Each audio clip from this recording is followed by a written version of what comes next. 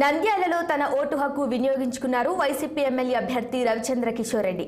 కుటుంబ సభ్యులతో కలిసి రామకృష్ణ విద్యాలయంలో ఓటు వేశారు రవిచంద్ర కిషోర్ రెడ్డి. నంద్యాల వైసీపీ అభ్యర్థిగా మంచి మెజార్టీతో గెలుస్తానని ఆశాభావం వ్యక్తం చేశారు.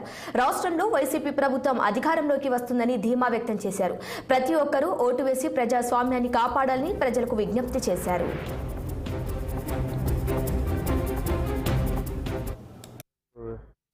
నాలుగవ స్వాతంత్ర ఎన్నికల సందర్భంగా ఇప్పుడే నా ఓటు హక్కుని వినియోగించుకొని రావడం జరిగింది.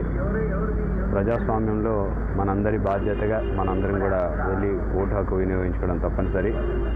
మరి గత 5 సంవత్సరాల్లో చేసినటువంటి సుపరిపాలన, జగన్మోహన్ రెడ్డి గారి మీద ఉన్నటువంటి విశ్వసనీయత ఈరోజు మరొకసారి వైఎస్ఆర్సీపీని ప్రజల మనసుల్లో ఉందని చెప్పడానికి ఈరోజు ప్రజలందరూ కూడా స్వచ్ఛందంగా ఎలక్షన్ బూత్లకి తరలి రావడం చూస్తుంటే చాలా చాలా సంతోషంగా అనిపిస్తుంది. మరి ఒకటే నమ్మకం, జగనన్న చేసినటువంటి సుపరిపాలన ప్రజలకు చేరింది. మరి ప్రజలు ఈరోజు జగనన్నని హక్కును చేర్చుకోబోతున్నారని చెప్పేసి చాలా స్పష్టంగా కనపడుతుంది.